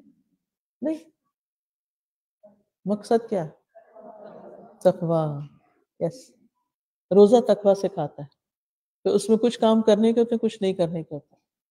تقویٰ میں بھی یہی ہوتا ہے، انسان کی پورے مہینہ ٹریننگ ہوتی ہے کہ وہ یہ سیکھ جائے کہ اسے زندگی میں کچھ کام کرنے ہیں لازم، اور کچھ کام لازمن نہیں کرنے. اور یہ فرق کہ کیا کرنا ہے کیا نہیں کرنا یہ قرآن بتاتا ہے. ذالک الکتاب لا ریب فیہ ھدی للمتقین. تو متقین کو یہ کتاب رہنمائی دیتی ہے کیونکہ ان کو کچھ چیزیں جاننی ہے کہ کیا کرنا ہے، اور کچھ جاننی ہے کہ نہیں، کیا نہیں کرنا، کیسا نہیں ہونا. وہ قرآن کے کرداروں سے دیکھتا ہے کہ یہ کردار میرے لیے قابل تقلید ہے اور یہ نہیں ہے. وَيَضْرِبُ اللَّهُ الْأَمْثَالَ لِلنَّاسِ، اور اللہ تعالیٰ لوگوں کے لیے مثالیں بیان کرتا ہے، بہت سی مثالیں بیان کرتا ہے قرآن مجید میں. کیوں مثال بیان کرتا ہے؟ لعلہم یتذکرون، تاکہ انہیں بات سمجھ میں آ جائے، تاکہ بات سمجھ میں آ جائے. اب آپ دیکھیں نا کہ اس درخت سے آپ نے امیجن کیا کہ جیسے آپ درخت ہے اور آپ کی جڑ مضبوط ہے، یعنی ایمان مضبوط ہے، اور پھر آپ کے سارے اعمال جو ہیں وہ آسمانوں کی طرف اٹھ رہے ہیں. یہی سارے کام اگر کوئی شخص کرتا ہے بغیر ایمان کے تو اس کا حال کیا ہوتا ہے؟ ایک بھی عمل قبول نہیں ہوتا. اور یہی عمل انسان ایمان کے ساتھ کرتا ہے تو سارے عمل قبول ہوتے ہیں. لہٰذا بے حد ضروری ہے کہ ہم سب اپنے ایمان اور اپنے بچوں کے ایمان پر کام کریں. ایسے کام کریں کہ جن سے ہمارا ایمان مضبوط ہو. اکثر ماں یہ سوال کرتی ہیں کہ بچوں کو نماز کے لیے کیسے کہیں، حجاب کیسے کروائیں، لباس ان کا کیسے ٹھیک کریں. بہت سے ان کے اس طرح کے سوال ہوتے ہیں. میرا جواب ایک ہی ہوتا ہے کہ ان کے ایمان پہ کام کریں، ایمان مضبوط کریں. جب ان کا اللہ تعالیٰ پر ایمان ہوگا، قرآن پر ایمان ہوگا، رسولوں پر ایمان ہوگا، فرشتوں پر ایمان ہوگا، تو پھر ان کے اعمال خود بخود بدلنے لگتے ہیں. جب ان کو ایک ہمہ وقت سرویلنس کا یقین ہوگا کہ ہم ہر جگہ دیکھے جاتے ہیں، تو پھر وہ ڈبل فیس نہیں ہوں گے. آج مسلمانوں کے بہت سے بچوں کے دورے فیس ہیں. وہ اسکول میں کچھ اور ہوتے ہیں، گھر پہ کچھ اور ہوتے ہیں، آپ کے سامنے کچھ اور ہوتے ہیں، وہاں کچھ اور ہوتے ہیں. وہ ان کو بھی راضی رکھنا چاہتے ہیں، وہ آپ کو بھی راضی رکھنا چاہتے ہیں. وہ سمجھتے ہیں کہ ہمارا سروائیول اسی طرح. گھر میں تبھی رہ سکیں گے جب ماں باپ کی بات مانیں گے، اور اسکول میں تبھی رہ سکیں گے جب ان کی بات مانیں گے. ان کی پھر اپنی کوئی سوچ نہیں ہوتی. وہ بیچارے دو جگہوں پر بٹے ہوئے ہوتے ہیں. سپلٹ پرسنالٹی بن جاتی ہے، ڈبل سٹینڈرڈز بن جاتے ہیں. اور جن بچوں کے ایمان مضبوط ہوتے ہیں، وہ کانفیڈنس کے ساتھ، وہ اسکول میں بھی ہو، وہ کہیں پر بھی ہو، وہ پورے یقین کے ساتھ اپنے وہی کام کرتے ہیں جو ان کو اللہ سبحانہ وتعالیٰ کو راضی کرنا چاہیے. اس لیے نماز سکھانے سے پہلے، روزے کے بارے میں بتانے سے پہلے، بہت سے اور ریچولز بتانے سے پہلے بچوں کو بتائیں کہ وہ یہاں اس دنیا میں ہے کیوں، کس نے ان کو بھیجا، وہ کون ہے. جب ہمیں خود نہیں پتا تو ہم نے بچوں کو کیا بتانا ہے کہ وہ کون ہے. تو لازماً آپ نے یہ کام کرنا ہے کہ اللہ کی پہچان کرنی ہے اور اس کی کتاب کو جاننا ہے، تاکہ آپ کے اندر وہ ساری چیزیں آئیں جو اللہ تعالیٰ آپ سے چاہتا ہے. اس کے برعکس اللہ تعالیٰ ایک مثال اور بھی دیتے ہیں. وَمَثَلُ كَلِمَةٍ خَبِيثَةٍ كَالشَّجَرَةٍ خَبِيثَةٍ. اور خبیث کلمے کی مثال، خبیث بات کی مثال، شرک والی بات کی مثال ایک خبیث درخت کی طرح ہے، ناپاک درخت کی طرح ہے. اجتثت من فوق الارض، جو زمین کے اوپر سے ہی اکھاڑ لیا جاتا ہے. جیسے وہ ایسے پودے ہوتے ہیں نا جیسے پھیل جاتے ہیں زمین پہ، ذرا سا آپ ہاتھ مارے وہ آپ کے ہاتھ میں آ جائیں گے. ما لہا من قرار، ان کا کوئی قرار نہیں ہوتا، نہ ان کی جڑیں مضبوط ہوتی ہیں اور نہ وہ خود اوپر بلندیوں کی طرف جاتے ہیں. یثبت اللہ الذین آمنوا بالقول الثابت فی الحیاۃ الدنیا وفی الآخرہ. اللہ سبحانہ و تعالیٰ ان لوگوں کو جو ایمان لائے ایک مضبوط بات کے ذریعے دنیا کی زندگی میں بھی ثبات دیتا ہے، مضبوطی عطا کرتا ہے، اور آخرت میں بھی دے گا. وَيُضِلُّ اللَّهُ الظَّالِمِينَ، اور ظالموں کو اللہ گمراہ کر دیتا ہے. وَيَفْعَلُ اللَّهُ مَا يَشَاءُ، اور اللہ جو چاہتا ہے کرتا ہے، وہ جو چاہتا ہے کر سکتا ہے. اب یہ اس کا کیا مطلب ہے کہ ایک مضبوط بات کے ذریعے اللہ ایمان والوں کو مضبوطی عطا کرتا ہے. اس کے بارے میں ایک حدیث میں آتا ہے کہ بندہ مومن کو جب قبر میں رکھا جاتا ہے تو اس کے پاس دو فرشتے آتے ہیں، اسے اٹھا کر بٹھاتے ہیں اور اس سے کچھ سوال کرتے ہیں. من ربو کا، ما دینو کا، من نبیو کا. اس وقت ایک گھبراہٹ کا عالم ہوتا ہے کہ صحیح جواب دیں. آپ دیکھیں کہ اگر آپ نے کبھی کوئی انٹرویو دیا ہو، کوئی وائبہ دیا ہو، کوئی کسی کے ساتھ سوال جواب، کوئی آپ سے انٹروگیشن کرے، انویسٹیگیشن کرے، تو کتنی گھبراہٹ ہوتی ہے. آپ سب نے امیگریشن کا تو ایک تجربہ کیا ہی ہوگا کہ جب آپ سے سوال کرتے ہیں تو چاہے آپ نے کوئی جرم تھوڑی کیا ہوتا ہے، آپ ایک معقول انسان ہیں اور ایک لیگل طریقے سے آپ انٹر ہو رہے ہیں، لیکن آپ پھر بھی سوالوں سے گھبرا رہے ہیں. کیوں نہیں گھبرانا چاہیے، لیکن گھبراہٹ ہوتی ہے. تو بس اسی کو ہی سمجھیے کہ وہ قبر میں بھی آپ کے اندر ایمان ہے، سب کچھ ہے، لیکن آپ پھر بھی گھبرا رہے ہیں. تو اللہ سبحانہ وتعالیٰ اس کلمے کی بدولت، اس کی برکت سے آپ کو وہاں ثابت قدمی عطا کرے گا اور آپ سارے سوالوں کے جواب ٹھیک ٹھیک دے دیں گے اور آپ کی کلیئرنس ہو جائے گی اور جنت کے کا نظارہ دکھایا جائے گا اور ٹھکانہ بتایا جائے گا اور پھر سلا دیا جائے گا اور آرام کرنے کو کہا جائے گا. تو یہ اصل کامیابی ہے. اور اس کے بارے میں اس حدیث میں آتا ہے کہ اس آیت کا مطلب یہی ہے کہ اللہ تعالیٰ ایک مضبوط بات کے ذریعے مضبوطی عطا کرتا ہے. یعنی ہر بات کا بھی ایک اثر ہوتا ہے. انسان اگر اچھی بات کرتا ہے تو اس کے اثرات اچھے ہوتے ہیں، اور اگر بری بات کرتا ہے تو اس کے اثرات اسی کے مطابق ہوتے ہیں جس طرح کی آپ نے بات کی ہوتی ہے. تو مومن کے لیے اپنی زندگی میں سب سے اہم ترین کلمہ لا الہ الا اللہ ہے. اور جب ایک انسان لا الہ الا اللہ پڑھتا ہے تو یہ اس کے لیے آگ سے بچاؤ کا ذریعہ بن جاتا ہے، دنیا میں بھی اس کو کانفیڈنس دیتا ہے کہ میرا تعلق میرے رب کے ساتھ ہے۔ آپ دیکھیں کہ ابراہیم علیہ السلام کو جب آگ میں پھینکا جا رہا تھا تو انہوں نے کیا کہا تھا؟ حسبی اللہ لا الہ حسبی اللہ و نعم الوکیل، مجھے اللہ ہی کافی ہے، وہ بہترین کارساز ہے، مجھے کسی اور کی مدد نہیں چاہیے۔ جبریل آئے تھے نا کہ میں آپ کی کیا مدد کر سکتا ہوں، تو انہوں نے کہا حسبی اللہ و نعم الوکیل، آپ کی مدد بھی اس وقت نہیں چاہیے، اللہ میرے لیے کافی۔ یہ کلمہ کون کہہ سکتا ہے؟ جس کو واقعی اللہ پہ ایمان ہو، بھروسہ ہو، یقین ہو، توکل ہو کہ میرا رب مجھے کافی۔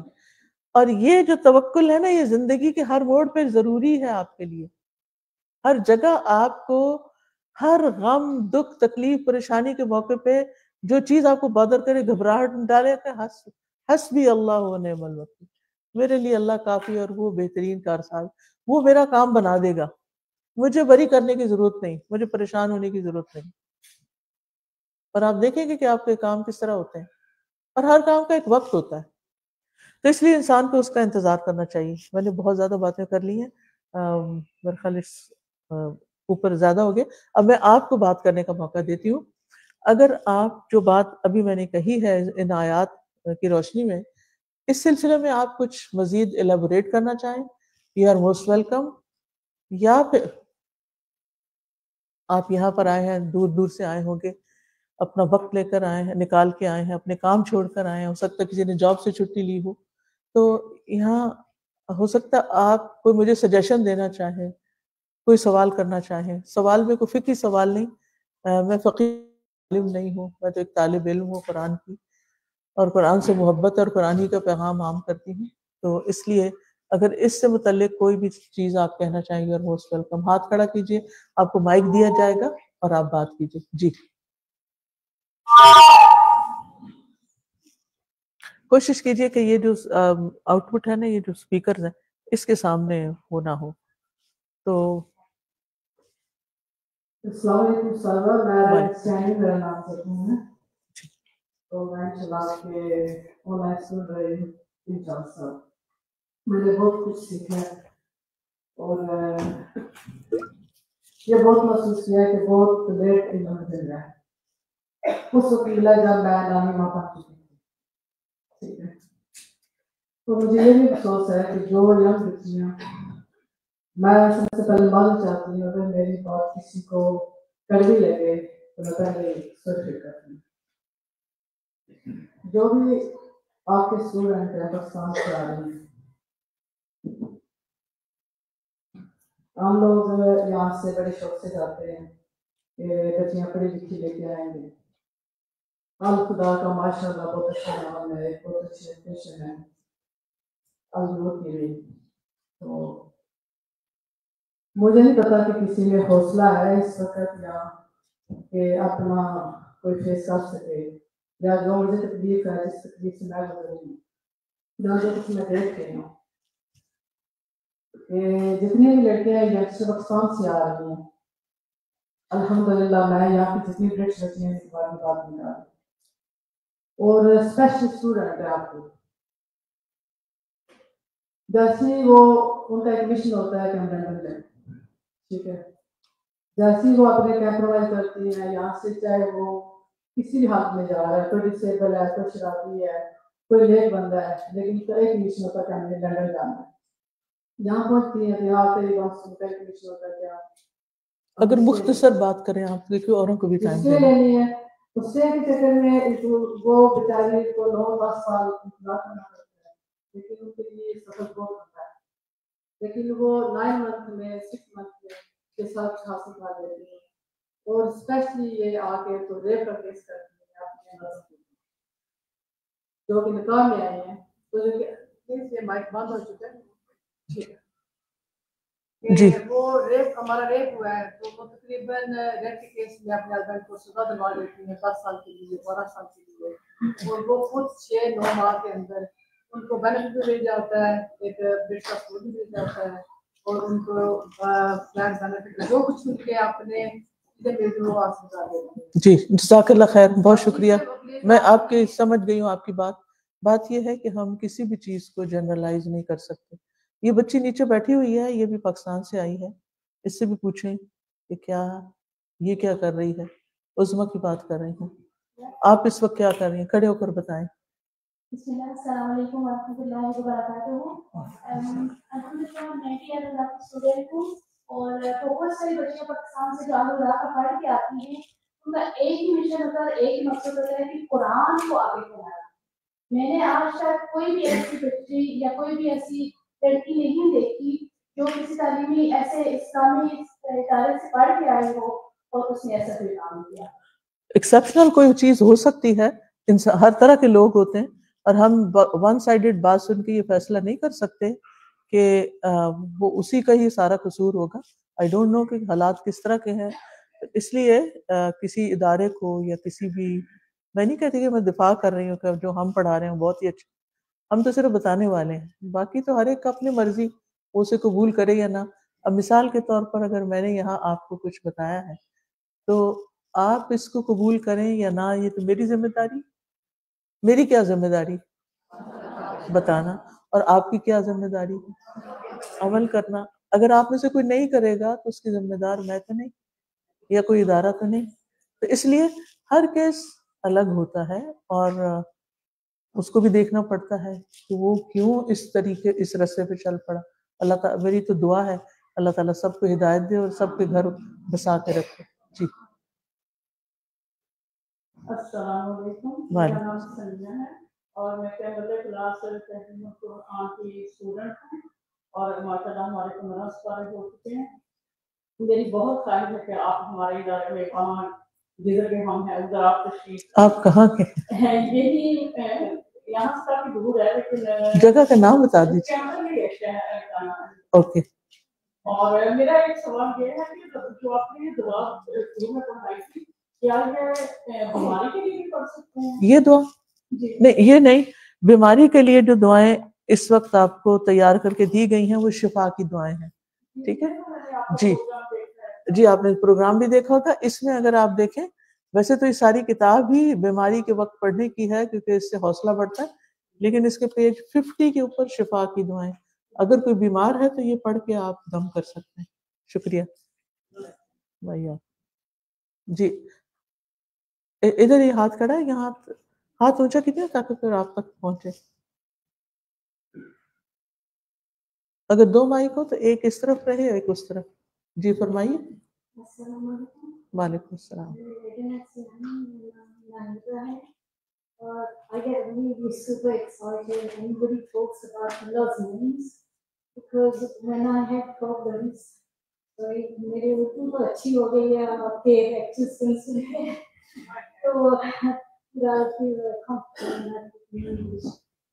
and I had a severe anxiety and I got out of anxiety by talking to Allah to His names. That really helped me, and I just love Allah, and I just love talking to Allah. Whenever I talk to Allah, He responds back to me. And when I listen to Quran, when I do my tajweed lessons, I just absolutely love it. I am in love with Allah so much. I can't even tell you, and I'm so grateful that I listen to your lectures and you help me so much. الحمدللہ الحمدللہ الذی ہدانا لہذا. یہ صرف اللہ کا شکر ہے جس نے ہمیں یہ راہ دکھائی ہے. جی وعلیکم السلام ورحمۃ اللہ.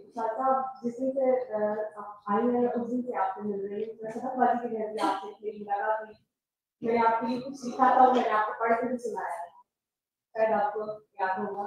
اور کل سے شاید نہ سنوں کیونکہ آپ آگے آگے جاتی جائیں گے لیکن آپ کو ہمارے ساتھ ہو. میں یہ کہنا چاہوں گی شاذہ کہ بس سارے سوالات کی جواب کو مل جاتی ہے. تو میں چاہوں گی آپ کو دعا دیں. میں بھی خدا کی اسٹوڈنٹ، آپ دعا دیں اللہ تعالیٰ مجھے علم اور عمل میں اللہ تعالیٰ آپ کو بھی اور باقی ساری بہنوں کو، ہم سب کو اللہ تعالیٰ ہمیں نفع مند علم عطا کرے، عمل کی توفیق دے اور ہمارا انجام اچھا کرے. میرا نام ہے، میں ادھر آکسفورڈ سے आपकी स्टूडेंट हूँ। अभी आपने बताया कि हम अपने बच्चों को ना डबल स्टैंडर्ड में देंगे पर्सनैलिटी, तो इस तरह रियली मैं आपसे इख्तिलाफ नहीं कर रही, लेकिन बात इशू ऐसे हैं कि हमें बच्चों को बताना पड़ता है। लाइक आप स्कूल में ये बात नहीं कर सकते, जैसे ये यहाँ एलजीबीटी का स्कूलों में बहुत नॉर्मलाइज कर दी है, बच्चे घरों में आके ऐसे बताते हैं। मेरी बेटी 7 years की, तो मुझे कह रही थी मेरी क्लास में बच्चा है, उसके पास 2 डैडी, मतलब है कि माँ और बाप। जी जी, ये तो जी ये चीज़ें बहुत कॉमन हो चुकी हैं, तो मुझे समझ आ गई आपका सवाल। बात ये है, मेरे कहने का मतलब ये नहीं कि घर की हर बात स्कूल में जाके करें और स्कूल की हर बात घर आके करें, या ये है कि जो कुछ या कुछ बातें जो नहीं करने की, वो हिकमत इसी चीज़ का नाम है कि सही जगह पर सही वक्त में वो बात की जाए जो उससे रेलेवेंट हो। तो डबल स्टैंडर्ड से मुराद ये है कि वहां जाकर जैसे नमाज का वक्त है तो नमाज ही ना पढ़ना, नमाज से शर्माना, हिजाब से शर्माना, अल्लाह की कोई बात कर रहा हो और नऊज़ को गलत अंदाज में दीन पे अटैक कर रहा हो तो उसके पास कोई जवाब ही ना हो, कोई उसको बुली कर रहा हो और वो उससे बुली हो जाए। तो मतलब ये कि ईमान, मेरा पॉइंट ये था कि आप बच्चों का ईमान इतना मजबूत करें कि उन्हें अपने मुसलमान होने पर कोई शर्म ना हो, कोई उनको यानी कि कॉम्प्लेक्स ना हो, बल्कि वो एक कॉन्फिडेंट मुस्लिम हो। ठीक है जी, फरमाइए। वालेकुम सलाम।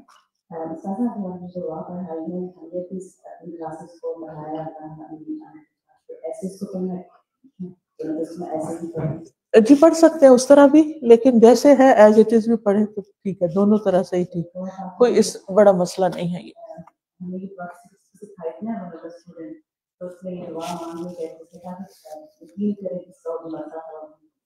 अल्हम्दुलिल्लाह, इसीलिए एक गिफ्ट था आप सबके लिए कि आप यहाँ आए हैं तो कुछ लेकर जाएं, और कम से कम एक दुआ ही लेकर जाएं। सब कहते हैं ना एक दुआ दे दीजिए, तो तो वो आपको लिख कर दे दी है कि आप साथ ले जाएं, भूले नहीं जी।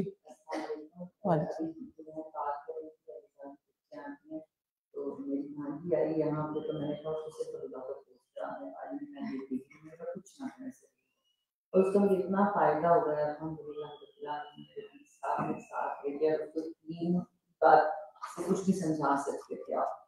तो ऐसा तो नबी सल्लल्लाहु अलैहि वसल्लम के ज़माने में होता था कि आपके महफिल में बैठते तो हर बंदे को हिदायत नहीं दी जा सकती। सही, हिदायत सिर्फ अल्लाह देता है, कोई बंदा किसी को नहीं दे सकता जी। और कोई आप में से कुछ कहना चाहे, इनको भी दे दीजिए। वालेकुम सलाम। उस्ताद जी, मैं आपको क्या बताऊं कि कुछ बता नहीं सकती कि मेरे पास ऐसे बात नहीं है। मैं शबीर से आई हूँ और उम्र सीधा हो रही थी, तो मैं दिल से अब सारी बच्चियों और माओं का शुक्रिया अदा करती हूँ कि इतना अच्छा प्रोग्राम बनाया। तो ये मैं आपको बताना चाहती हूँ कि शायद बेटी तो हमारी घर के हालात ही सवाल दिए, मेरे सारे बहुत माशाल्लाह बहुत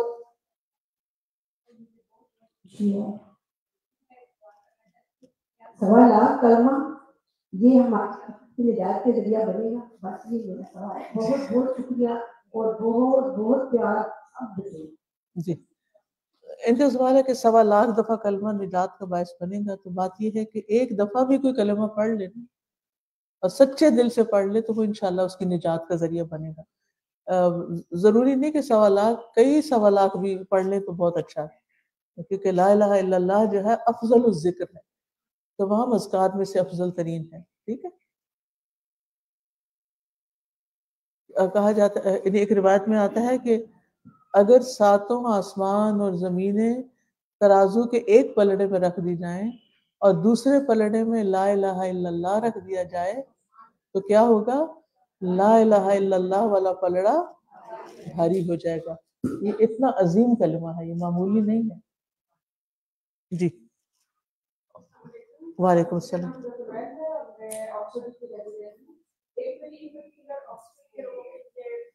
आपसे रिक्वेस्ट है कि अगर आप इस सेंटर इन पर्सन स्टार्ट कर सके अलहुदा का, کیونکہ یہاں آپشن میں رہتے ہوئے ہمارے پاس کوئی اسلامک اسکول بھی نہیں ہے جہاں پہ بچوں کے پاس. تو اگر آپ کو ایک صحت والی زندگی اچھی زندگی عطا فرمائے ان پرٹیکولر میں آپ سے کسی بھی طرح پاسبل ہو واقعی. اچھا دعا کریں اللہ تعالیٰ کے خزانوں میں کمی نہیں. ایسے افراد چاہیے کہ جو اس طرح کے کام آگے لے کے بڑھ سکیں اور ساری کمیونٹی کے لیے فائدہ مند ہو. تو اللہ سبحانہ وتعالیٰ آسانی کرے اور بہترین مواقع آپ کو عطا کرے اور آپ کی یہ تمنا پوری فرمائے. جی فرمائیں. السلام علیکم و رحمۃ اللہ وبرکاتہ. وعلیکم السلام. میں نسیم بھائی سے ہوں جی اور الحمدللہ اللہ کا شکر ہے کہ آپ نے کہا کہ آپ سوچیں کہ جو بھی کام کریں اس سے آپ کو کچھ فائدہ ہوا ہے جیسا کہ آپ آئے نظر میں اس سے ہمیں بہت فائدہ ہوا. اچھا جی الحمدللہ اتنا فائدہ ہوا ہے کہ ایسے لگتا ہے کہ جیسے ہمارے دلوں کی جو میل تھی نا وہ اتر گئی ہے. ہر روز ایک روشن دن ہوتا ہے جب بھی آپ سے ملاقات ہوتی ہے آپ کا لیکچر سنتے ہیں وہی باتیں جا کے دہراتے ہیں. حالانکہ ہماری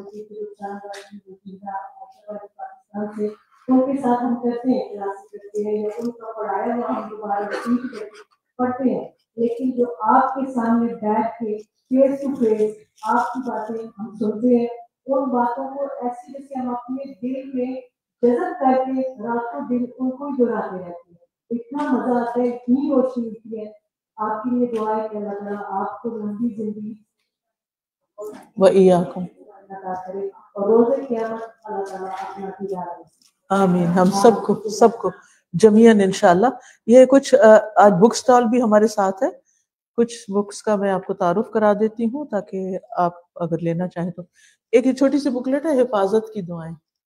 سب لوگ کسی نہ کسی طرح خوف کا شکار رہتے ہیں اور مختلف لوگوں کو مختلف فوبیاز ہوتے ہیں, مختلف پریشانیاں ہوتی ہیں. تو یہ مسنون دعائیں ہیں اولاد کی حفاظت اور اسی طرح بری بیماریوں سے حفاظت یا اپنے اعمال کے شر سے حفاظت اور نیند میں گھبراہٹ سے حفاظت اور اسی طرح شیاطین کی شر سے حفاظت. تو یہ مختلف مسنون دعاؤں کی کتاب ہے, آپ کے پاس ہو اور آپ روزانہ اگر ایک دعا بھی پڑھ لیں تو انشاءاللہ فائدہ ہوگا.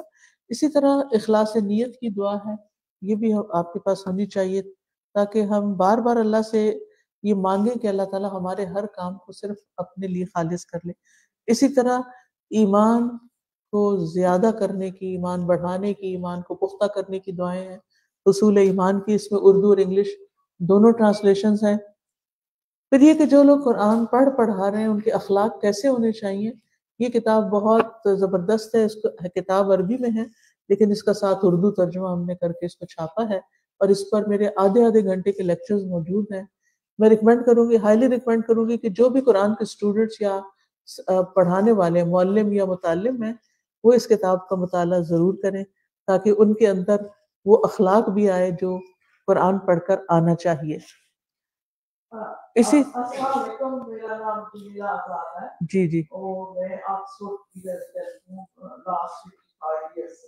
جی تو ہمارا یہ آپ کو ویلکم کرتے ہیں. اتنی اچھی محفل لگتی ہے, اتنی عورتیں آئی ہیں آپ کو سننے کے لیے اور آپ نے بڑی اچھی باتیں بتائی ہیں. اور کنگریچولیشن جنہوں نے یہ انتظام کیا ہے, بہت اچھا کیا ہے, بہت اچھی باتیں کی ہیں آپ نے. میں کونسلر بھی رہی ہوں لیکن میرا ایک مقصد ہے کہنے کا کہ ہم لوگ چاہتے ہیں کہ ہمارے بچے تعلیم حاصل کریں, ڈگریز لیں, آگے بڑھیں, اور وہ جب جابس ان کو ملتی ہیں تو اپنا معاشرہ, اپنا کلچر رکھنا بہت مشکل ہوتا ہے. تو آپ کیا ہمیں مشورہ دیں گی کہ اس ملک میں رہتے ہوئے ہم اپنا اسلام کیسے یعنی اپنے ایمان کی حفاظت. اس کے لیے تو جو میرا سارا لیکچر ہی اسی ٹاپک پر تھا دراصل کہ 2 چیزیں آپ کے اندر اور آپ کے بچوں کے اندر مضبوطی سے راسخ ہونی چاہیے. ایک اللہ کا تعارف اور دوسرے اس کی کتاب کا تعارف, اس کی کتاب کے ساتھ مضبوط تعلق. نبی صلی اللہ علیہ وسلم نے فرمایا تھا میں تم میں 2 چیزیں چھوڑ کے جا رہا ہوں, اگر تم انہیں مضبوطی سے تھامے رکھو گے تو کبھی بھی نہیں بھٹکو گے, کبھی گمراہ نہیں ہوگے, اور وہ ہے اللہ کی کتاب اور اس کے رسول کی سنت. تو یہ 2 چیزیں اگر ہماری زندگی میں ان سے مضبوط تعلق رہے تو ایک کانفیڈنس کا لیول رہتا ہے اور ایمان مضبوط رہتا ہے, جس کی وجہ سے آپ پھر کہیں پر بھی ہوں دیکھیں میں نے خود یہاں یونیورسٹی آف گلاسگو سے پی ایچ ڈی کی تھی، اور میں نے پورے اسی طرح حجاب میں نقاب میں نے اپنا، میں 4 سال یہاں رہی، اور 4 سال میں الحمدللہ چونکہ قرآن سے ایک تعلق رہا تو اپنے دین ایمان ہر چیز کی حفاظت کی. یہ نہیں کہ 4 سال کے بعد میں کچھ اور بن گئی تھی یہاں آ کر.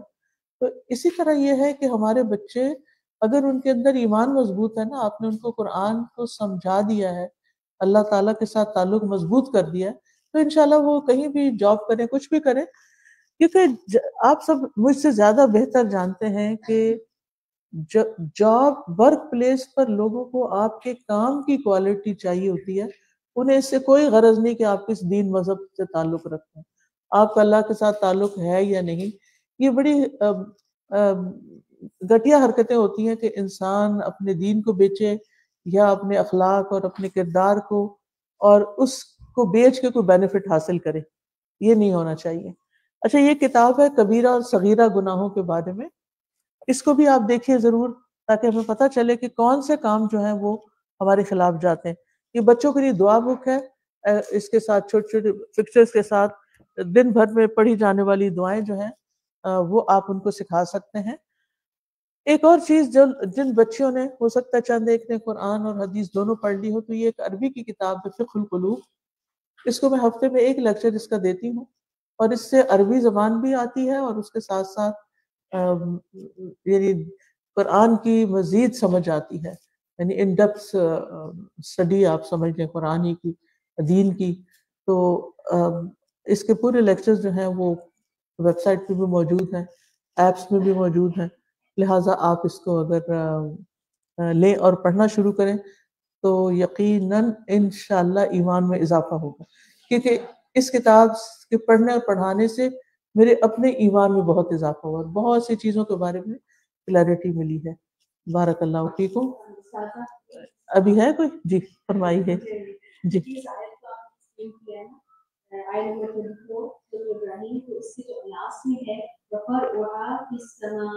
تو اس میں آپ نے ایک جگہ یہ بھی بتایا کہ ان کی شاخیں اوپر جا رہی ہیں، وہ علم کے جو ہے نا حصول بڑھتا چلا جا رہا ہے.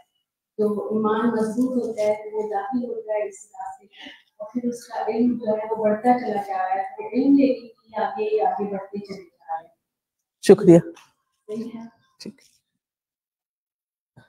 چلیے آپ کا بہت بہت شکریہ. آپ نے قرآن ہر ایک کے ہاتھ میں پکڑا دیا ہے. اس سے پہلے میں یہ سمجھتی تھی کہ قرآن صرف پڑھے لکھے لوگوں کے لیے ہے، جو پی ایچ ڈی کرتے ہیں وہی قرآن سمجھ سکتے ہیں. لیکن آپ نے ہم جیسے جاہلوں کے ہاتھ میں بھی قرآن پکڑا دیا ہے. اس کے لیے آپ نے پوری امت کے دماغ کو ری شیپ کر دیا ہے.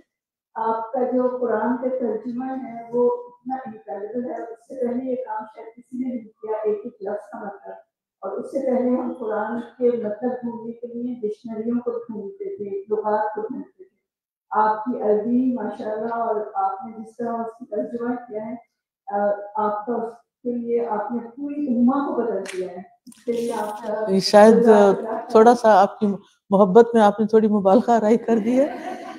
بہت حقیر سی کوشش ہے کہ آپ کا حسن ظن ہے، اللہ تعالیٰ اسے قبول کرے. یہ ساری چیزیں تھیں، لیکن میں نے صرف ایک چھوٹا سا کام کیا، اور وہ ایک عام انسان کے لیول پر اس کو آسان بنا کے پیش کر دیا کہ وہ بھی اللہ تعالیٰ سے اپنا تعلق مضبوط کرے. اصل مقصد یہی ہے کہ اس کتاب کے ذریعے اللہ سے تعلق مضبوط. وہ پیچھے کوئی ہاتھ کھڑا کر.